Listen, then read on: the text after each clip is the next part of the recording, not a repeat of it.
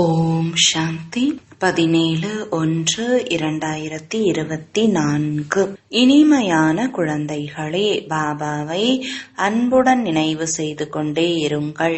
எப்பொழுதும் ஸ்ரீமத் படி நடந்து கொண்டே இருங்கள். படிப்பின் மீது முழுமையாக கவனம் கொடுங்கள். அப்பொழுது உங்களுக்கு அனைவரும் மதிப்பு அளிப்பார்கள். கேள்வி: எந்த குழந்தைகளுக்கு அதீந்திரிய சுகத்தின் அனுபவம் ஏற்பட முடியும்? பதில்: யார் ஆத்ம உணர்வுடையவர்களாக இருக்கிறார்களோ அவர்களுக்கு அனுபவமாகும். இதற்காக எவரிடமாவது உரையாடுகிறீர்கள் அல்லது அவருக்கு ஏதாவது புரிய வைக்கிறீர்கள் என்றால், நான் சகோதர ஆத்மாவிடம் உரையாடுகிறேன் என்று உணர்ந்து கொள்ளுங்கள். சகோதரர் என்ற பார்வையை உறுதிப்படுத்துவதால் ஆத்ம உணர்வுடையவர் ஆகிக்கொண்டே செல்வீர்கள். நாம் பகவானின் மாணவர்கள் என்று யாருக்கு போதை இருக்கிறதோ அவர்களுக்குதான் அதீந்திரிய சுகத்தின் அனுபவமாகும். பாடல்: யார் என் மனவாசலுக்கு வந்தது? ஓம் சாந்தி. தந்தை வந்து குழந்தைகளுக்கு புரிய வைக்கிறார், தந்தை குழந்தைகளுக்கு புரிய வைக்கிறார் என்று வேறு எந்த இயக்கத்திலும் கூற மாட்டார்கள். உண்மையில் அனைத்து குழந்தைகளின் தந்தை ஒரே ஒருவர்தான் என்பதை குழந்தைகள் அறிந்துள்ளார்கள். அனைவரும் சகோதரர்கள் ஆவார்கள். அந்த தந்தையிடமிருந்து குழந்தைகளுக்கு ஆஸ்தி கிடைக்கிறது. சக்கரத்தை பற்றி கூட நீங்கள் நல்ல முறையில் புரிய வைக்கலாம். இது சங்கமம். இப்பொழுதுதான் முக்தி, ஜீவன் முக்தி கிடைக்கிறது. குழந்தைகளாகிய நீங்கள் ஜீவன் முக்தியில் செல்வீர்கள். பிறகு மற்ற அனைவரும் முக்தியில் செல்வார்கள். அவருக்குதான் சத்கதி தாத்தா, விடுவிக்க கூடியவர், வழிகாட்டி என்று கூறப்படுகிறது. ராவண ராஜ்யத்தில் எவ்வளவு ஏராளமான மனிதர்கள் இருக்கிறார்கள். ராமராஜ்யத்தில் ஒரே ஒரு ஆதிசனாதன தேவி தேவதா தர்மம் இருந்தது. அதற்கு ஆரிய மற்றும் அனாரிய என்கிறார்கள். ஆரிய என்றால் பண்பாடு உடையவர்கள், அனாரிய என்றால் பண்பாடு இல்லாதவர்கள். திருந்தியவர்களிலிருந்து கெட்டு போனவர்களாக எப்படி ஆனார்கள் என்பதன் பொருள் கூட யாருக்கும் தெரியாது. ஆரிய என்று எந்த ஒரு தர்மமும் இருக்கவில்லை. திருந்தியவர்களாக இந்த தேவதைகள் இருந்தார்கள். பிறகு 84 பிறவிகளுக்கு பிறகு பண்பாடு இல்லாதவர்களாக ஆகிறார்கள். யார் உயர்ந்ததிலும் உயர்ந்தவர்களாக பூஜைக்கு உரியவர்களாக இருந்தார்களோ அவர்கள் பூஜாரி ஆகிவிட்டுள்ளார்கள். நாம் தான் அது என்பதன் பொருளை கூட தந்தை புரிய வைக்கிறார். ஏணிப்படி மீது புரிய வைப்பது மிகவும் நன்றாக உள்ளது. அப்படியின்றி ஆத்மாதான் பரமாத்மா, பரமாத்மாதான் ஆத்மா என்பது அல்ல. இது விராட்ட நாடகம். நாம் பூஜைக்கு உரியவர்களாக இருந்தோம், பிறகு பூஜாரி ஆனோம் என்பதை நீங்கள் அறிந்துள்ளீர்கள். அதாவது நாம் தேவதை, பிறகு நாம் தான் சத்திரியராகிறோம். அவசியம் ஏணிப்படியில் இறங்கி வருவோம் அல்லவா? 84 பிறவிகள் யார் எடுக்கிறார்கள் என்ற கணக்கு கூட உள்ளது. நீங்கள் உங்கள் பிறவிகளை பற்றி அறியாமல் உள்ளீர்கள். நான் உங்களுக்கு கூறுகிறேன் என்று தந்தை கூறுகிறார். இது சக்கரமாகும். அதில் நாம் தான் அதே தேவதையாக, சத்திரியர் ஆகியோராக ஆகிறோம். 21 பிறவிகள் என்பது பிரசித்தமானது. மனிதர்கள் இந்த விஷயங்களை அறியாமல் உள்ளார்கள், தமோ பிரதானமாக உள்ளார்கள். இப்பொழுது குழந்தைகளாகிய உங்களுக்கு தான் முழு ஞானம் கிடைக்கிறது. ஆனால் புரிந்து கொள்பவர்கள் மிகவும் அரிதாக உள்ளார்கள். அதனால்தான் கோடியில் ஒருவர்தான் வந்து ஞானம் எடுப்பார்கள் மற்றும் தேவதா தர்மத்தினராக ஆகிவிடுவார்கள் என்று கூறப்படுகிறது. இதில் ஆச்சரியப்பட வேண்டியது இல்லை. சக்கரத்தை பற்றி புரிய வைப்பது சுலபமாகும். இது சத்யுகம், இது கலியுகம். ஏனென்றால் சத்யுகத்தில் மிகவும் குறைவான எண்ணிக்கையில் தான் இருப்பார்கள். மரம் சிறியதாக இருக்கும், பின்னர் அதிகரிக்கிறது. இந்த விருட்ச விருட்சத்தை பற்றி யாருக்கும் தெரியாது. மேலும் பிரம்மாவின் விஷயத்தை பற்றியும் புரிந்து கொள்வது அவர்களுக்கு கடினமாக உள்ளது. பிரம்மாவின் வாய்வழி பிறந்த பிராமணர்கள் அவசியம் வேண்டும் என கூறுங்கள். இவர்கள் தத்தெடுக்கப்பட்ட குழந்தைகள். அந்த பிராமணர்கள் வயிற்றின் வழி பிறந்தவர்கள். இந்த பிராமணர்கள் வாய்வழி பிறந்தவர்கள். இது அந்நிய ராவண ராஜ்யமாகும். தந்தை வந்து ராமராஜ்யத்தை ஸ்தாபனை செய்ய வேண்டியுள்ளது. எனவே யாருக்குள்ளாவது பிரவேசம் செய்வார் அல்லவா? பாருங்கள், இந்த விருட்சத்தில் முற்றிலும் கடைசியில் நின்றுள்ளார். இவருடைய பட்டுப்போன நிலை. நான் அநேக பிறவிகளின் கடைசி பிறவியில் பிரவேசிக்கிறேன் என்று தந்தை கூறுகிறார். இது கடைசி 84 பிறவி ஆகும். தபஸ்யா செய்து கொண்டிருக்கிறார். நாம் இவரை கடவுள் என்று கூறுவது இல்லை. உலகத்தாரோ இறைவன் எங்கும் வியாபித்து இருப்பவர் என்று கூறி கல் மண் அனைத்திலும் உள்ளார் என்று கூறிவிட்டனர். எனவே அவர்களும் முழுமையாக கல் போல ஆகிவிட்டார்கள். தேவதைகளின் விஷயம் தனிப்பட்டது. இப்பொழுது நீங்கள் படித்து இந்த பதவியை அடைகிறீர்கள். எவ்வளவு உயர்ந்த படிப்பு இது! இந்த தேவதைகளுக்கு பகவான் பகவதி என்றும் கூறுகிறார்கள். ஏனென்றால் தூய்மையாக உள்ளார்கள். மேலும் இறைவன் மூலமாக தான் இந்த தர்மம் உருவாகிக் கொண்டிருக்கிறது. எனவே அவசியம் பகவான் பகவதியாக ஆகியிருக்க வேண்டும். ஆனால் அவர்களுக்கு மகாராஜா மகாராணி என்று கூறப்படுகிறது. மற்றபடி ஸ்ரீ லக்ஷ்மி நாராயணருக்கு பகவதி பகவான் என்று கூறுவது கூட குருட்டு நம்பிக்கை ஆகும். ஏனென்றால் பகவானோ ஒரே ஒருவர்தான் அல்லவா?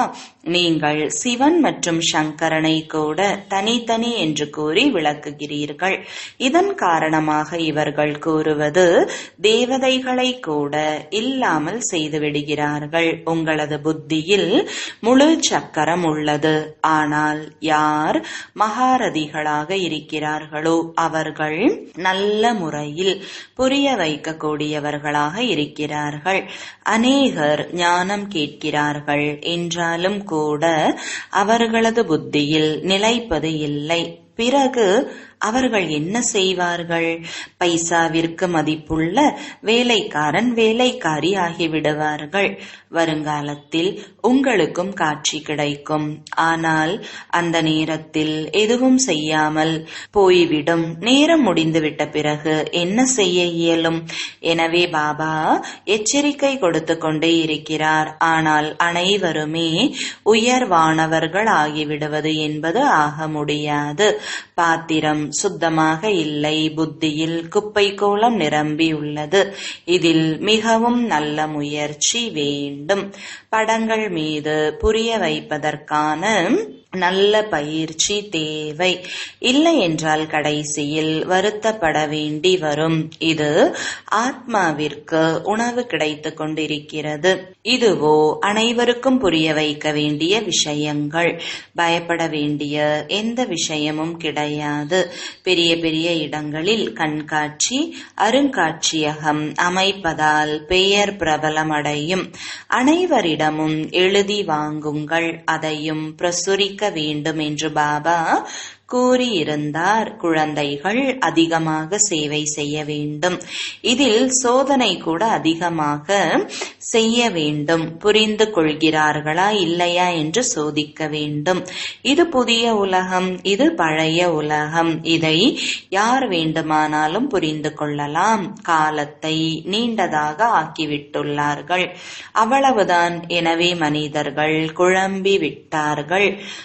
முதலில் தந்தையின் அறிமுகத்தை கொடுக்க வேண்டும். யார் ஆத்ம உணர்வுடன் இருக்கிறார்களோ அவர்களுக்கு தான் அத்தீந்திரிய சுகம் இருக்க முடியும். சொற்பொழிவு ஆற்றுவதால் மட்டுமே காரியம் ஆகாது. சொற்பொழிவு நிகழ்த்தும் பொழுது கூட நான் சகோதர ஆத்மா, எனது சகோதர ஆத்மாவிற்கு புரிய வைக்கிறேன் என்று உணர்ந்திருக்க வேண்டும். ஆத்ம உணர்வுடையவர் ஆவது. இதில் அதிகமாக உழைக்க வேண்டும். வேண்டும். ஆனால் குழந்தைகள் அடிக்கடி மறந்து விடுகிறார்கள். தந்தைதான் வந்து குழந்தைகளுக்கு புரிய வைக்கிறார். ஆத்மா பரமாத்மா பிரிந்து இருந்தார்கள் என்ற பாடலும் உள்ளது. இதனுடைய பொருளை கூட உங்களால் தான் புரிந்து கொள்ள முடிகிறது. யார் மகாரதிகளாக இருக்கிறார்களோ அவர்கள் தங்களை ஆத்மா என்று உணர்ந்து தந்தையை நினைவு செய்வதற்கான அதிகமான பயிற்சி செய்ய வேண்டும். அப்பொழுதுதான் தங்களை சக்தி நிறைந்தவராக உணருவீர்கள். யார் தங்களை ஆத்மா என்று உணர்வதில்லையோ அவர்கள் என்ன தாரணை செய்வார்கள்?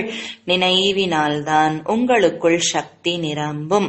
ஞானத்திற்கு பலம் என்று கூறப்படுவது இல்லை, யோக பலம் என்று கூறப்படுகிறது. யோக பலத்தால் தான் நீங்கள் உலகின் அதிபதி ஆகிறீர்கள். இப்பொழுது நீங்கள் அநேகரை தனக்கு சமமாக ஆக்க வேண்டும். அநேகரை தனக்கு சமமாக ஆக்காத வரை அழிவு ஏற்பட முடியாது. பெரிய போர் மூண்டுவிட்டாலும் கூட பிறகு நின்று விடுகிறது. இது போல ஆகிக் கொண்டே இருக்கிறது. இப்பொழுதோ அநேகரிடம் குண்டுகள் உள்ளன. ஆனால் இவை அவ்வாறே வைத்துக் கொள்வதற்கான பொருட்கள் இல்லை. பழைய உலகத்தின் அழிவு மற்றும் ஆதி சனாதன தர்மத்தின் ஸ்தாபனை அவசியம் ஏற்பட போகிறது. சிறிது காலத்திற்கு பிறகு உண்மையில் இது அதே மகாபாரத போர் ஆகும் என்று அனைவரும் கூறுவார்கள். இறைவன் அவசியம் இருக்கிறார். உங்களிடம் அநேகர் வந்துவிடும் பொழுது எல்லோரும் ஏற்றுக்கொள்ள முற்பட்டு விடுவார்கள். இவர்களோ விருத்தி அடைந்து கொண்டே போகிறார்கள். இவர்களிடம் அதிகமான சக்தி உள்ளது என்பார்கள்.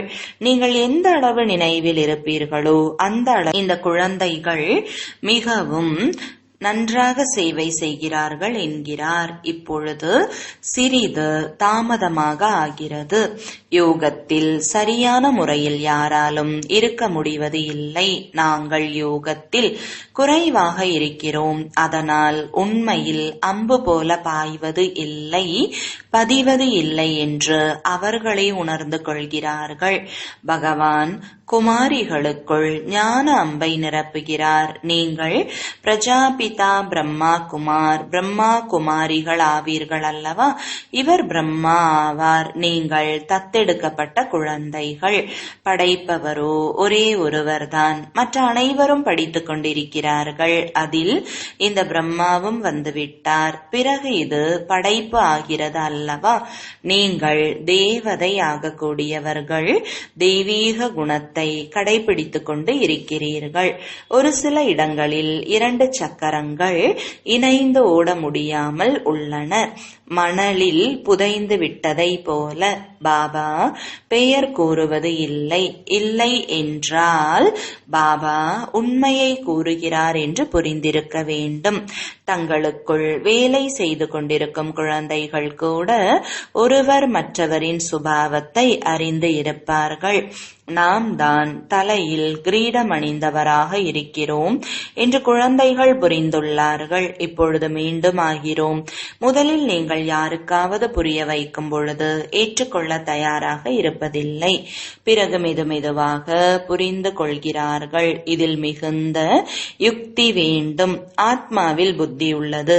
ஆத்மா சத்தியமானதாக, சைத்தன்யமானதாக, ஆனந்த சொரூபமாக உள்ளது.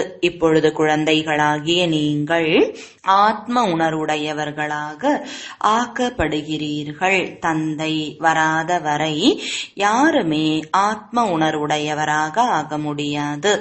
ஆத்ம அபிமானி ஆகுக என்று இப்பொழுது தந்தை கூறுகிறார். என் ஒருவனை நினைவு செய்யுங்கள். அப்பொழுது என்னிடமிருந்து சக்தி கிடைக்கும். இந்த தர்மம் மிகவும் சக்தியுடையது. முழு உலகத்தின் மீது ஆட்சி புரிகிறீர்கள். குறைவான விஷயமா என்ன? தந்தையின் நினைவினால் உங்களுக்கு பலம் கிடைக்கிறது. இது புதிய விஷயம் ஆகும். இதை நல்ல முறையில் புரிய வைக்க வேண்டியுள்ளது. ஆத்மாக்களின் எல்லையற்ற தந்தை அவரே ஆவார். அவர் புதிய உலகை படைக்கக்கூடியவர். எனவே சிவன் என்ன செய்கிறார் என்ற அவரது காரியத்தை பற்றி புரிய வையுங்கள். கிருஷ்ண ஜெயந்தி மற்றும் சிவ ஜெயந்தி இரண்டையும் கொண்டாடுகிறார்கள். இப்பொழுது இருவரில் பெரியவர் யார்? உயர்ந்ததிலும் உயர்ந்தவர் நிராகாரமானவர் ஆவார். சிவ ஜெயந்தி கொண்டாடப்படுகிறது என்றால் அவர் என்ன செய்திருந்தார்? கிருஷ்ணர் என்ன செய்தார்? பரமபிதா பரமாத்மா சாதாரண வயோதிக உடலில் உருவாக்குகிறார் என்று எழுதப்பட்டுள்ளது. அநேக விதமான கொள்கைகள் வழிகள் உள்ளன. ஸ்ரீமத் என்பதோ ஒன்றுதான். அதன் மூலம் நீங்கள் உயர்ந்தவர்கள் ஆகிறீர்கள். மனித வழி மூலம் எப்படி உயர்ந்தவராக முடியும்? இந்த ஈஸ்வரிய வழி உங்களுக்கு ஒரே ஒரு முறை சங்கமத்தில் கிடைக்கிறது. தேவதைகள் வழிமுறை கூறுவது இல்லை. மனிதனிலிருந்து தேவதை ஆகிவிட்டார்கள். அவ்வளவுதான், முடிந்து விட்டது. அங்கே குரு ஆகியோரை கூட வைக்க மாட்டார்கள். இங்கு மனிதர்கள் குருவிடம் வழி கேட்கிறார்கள். எனவே நாம் ராஜயோகி ஆவோம் என்று யுக்தியுடன் புரிய வைக்க வேண்டும். ஹட்டயோகிகள் ஒரு பொழுதும் ராஜயோகத்தை கற்பிக்க முடியாது. அவர்கள் துறவற மார்க்கத்தினராக உள்ளனர். தீர்த்தங்களில் இல்லற மார்க்கத்தினர் தான் செல்ல வேண்டும். குழந்தைகளாகிய நீங்கள் எந்த ஒரு விஷயத்திலும் குழப்பமடைய கூடாது. இந்த நாடகம் ஏற்கனவே அமைக்கப்பட்டது. அது மீண்டும் மீண்டும் நடைபெற்று கொண்டு இருக்கிறது. உங்களது சேவை கூட முந்தைய கல்பத்தை போலவே நடந்து கொண்டிருக்கிறது. நாடகம்தான் உங்களை முயற்சி செய்விக்கிறது. அதுவும் நீங்கள் முந்தைய கல்பத்தை போலவே செய்கிறீர்கள். முயற்சி செய்பவர்களின் செயல்பாடுகள் மூலமாக நீங்கள் புரிந்து கொள்ள முடியும். கண்காட்சியில் வருபவர்களின் கூட்டத்திற்கு ஏற்ப வழிகாட்டுபவராகி நல்ல முறையில் புரிய வைக்க முடியும். படிப்பிக்கக்கூடிய தந்தையோ நல்ல முறையில் அறிந்துள்ளார். எவ்வளவு விசாலமான புத்தியுடையவராக எல்லையற்ற புத்தியுடையவராக ஆக்குகிறார். நாம் யாருடைய குழந்தைகள் ஆவோம் என்ற போதை உங்களுக்கு இருக்க வேண்டும். இறைவன் நமக்கு படிப்பு சொல்லி தருகிறார். ஒருவரால் படிக்க முடியவில்லை என்றால் ஓடிவிடுகிறார். இவர் என்னுடைய குழந்தை இல்லை என்று பகவானும் நினைக்கிறார். பகவானுடைய குழந்தைகள் படித்து கொண்டு இருந்தார்கள். பிறகு ஓடிவிட்டார்கள். பிறகு கொஞ்சம் புரிய வரும் பொழுது மீண்டும் படிக்க முற்படுகிறார்கள் என்பதை நீங்கள் பார்க்கிறீர்கள். பிறகும் யோகத்தில் நல்ல முறையில் இருந்தார்கள் என்றால் உயர்ந்த பதவியை அடைய முடியும். உண்மையில் நாம் இப்பேற்பட்ட பள்ளிக்கூடத்தை விட்டுவிட்டதால் மிகவுமே நேரத்தை வீணாக்கி விட்டோம் என்று உணருவார்கள். இப்பொழுது அவசியம் தந்தையிடமிருந்து ஆஸ்தி பெறுவோம் என்பார்கள். தந்தையை நினைவு செய்து செய்து அல்லது பாபா பாபா என்று கூறி புல்லரித்து போய்விட வேண்டும். பாபா நமக்கு உயர்ந்த பதவியை அடைய வைக்கிறார். நாம் எவ்வளவு பாக்கியசாலி ஆவோம். அடிக்கடி பாபாவின் நினைவு இருந்தால், அறிவுரைப்படி நடந்து கொண்டே இருந்தால் மிகவும் முன்னேற்றம் ஏற்பட முடியும். பிறகு அவர்களுக்கு அனைவரும் அதிகமாக மதிப்பு கொடுப்பார்கள். படித்தவர்களுக்கு முன்னால் படிக்காதவர்கள் மூட்டை தூக்குவார்கள் என்று பாபா கூறுகிறார். தேக அபிமானம் உடையவர்களுக்கு தெய்வீக குணங்களின் தாரணை ஆக முடியாது. உங்களுடைய முகம் முதல் தரமானதாக இருக்க வேண்டும். யாருக்கு பகவான் படிப்பிக்கிறாரோ அவர்களிடம் அத்தீந்திரிய சுகத்தை பற்றி கேளுங்கள் என்று கூறப்படுகிறது. எவ்வளவு படிப்பின் மீது கவனம் கொடுக்க வேண்டி உள்ளது மற்றும் ஸ்ரீமத் படி நடக்க வேண்டி உள்ளது. உங்களுடைய யோக பலத்தினால் உலகமும் தூய்மையானதாக ஆகிவிடும். நீங்கள் யோகத்தினால் உலகை தூய்மையாக்குகிறீர்கள். அதிசயம் அல்லவா? கோவர்தன மலையை ஒரு விரல் கொடுத்து தூக்க வேண்டும். யார் இந்த மோசமான உலகத்தை தூய்மையாக ஆக்கினார்களோ இது அவர்களுடைய அடையாளம். நல்லது. இனிமையிலும் இனிமையான காணாமல் போய் வெகு காலம் கழித்து கண்டெடுக்கப்பட்ட குழந்தைகளுக்கு தாய் தந்தை பாப்தாதாவின் அன்பு நினைவுகள் மற்றும் காலை வணக்கம். ஆன்மீக குழந்தைகளுக்கு ஆன்மீக தந்தையின் வணக்கங்கள். ஆன்மீக தந்தைக்கு ஆன்மீக குழந்தைகளின் அன்பு நினைவுகளும் வணக்கங்களும். தாரணைக்கான முக்கிய சாரம். முதலாவது, சத்தியமான ஞானத்தை புத்தியில் தாரணை செய்ய வேண்டும் என்றால் புத்தி என்ற பாத்திரத்தை சுத்தமானதாக தூய்மையானதாக ஆக்க வேண்டும்.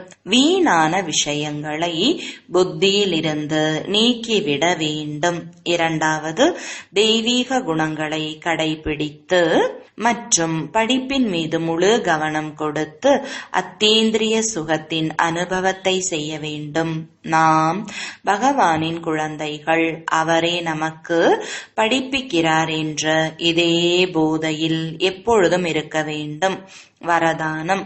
நம்பிக்கையின் அடித்தளத்தின் மூலம் முழுமை நிலை வரை சென்று சேரக்கூடிய நம்பிக்கை புத்தியுள்ள கவலையற்றவர் ஆகுக. விளக்கம்.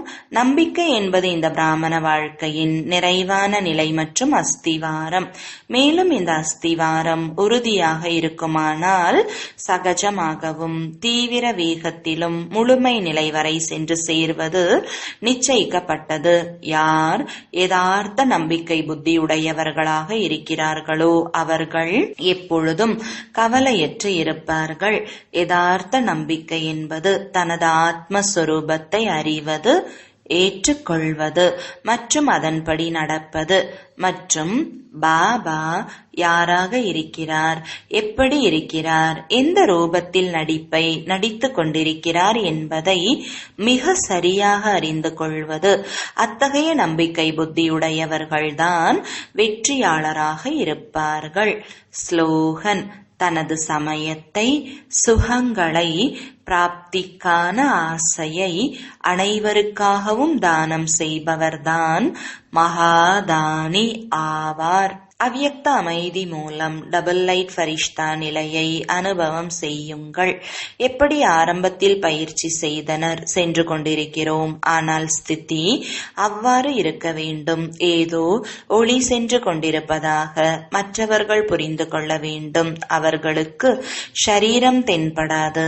இந்த அபியாசம் மூலம்தான் ஒவ்வொரு விதமான பரீட்சை பேப்பரிலும் தேர்வானார்கள். ஆக இப்போது சமயம் மிக மோசமானதாக வந்து கொண்டு இருக்கும் பொழுது டபுள் லைட்டாக இருப்பதற்கான பயிற்சியை அதிகப்படுத்துங்கள். மற்றவர்களுக்கு எப்போதும் உங்கள் ஒளி ரூபம் தென்பட வேண்டும். இதுதான் பாதுகாப்பு. அவர்கள் உள்ளே வந்ததும் ஒளியின் கோட்டையை பார்க்க வேண்டும். ஓம் சாந்தி.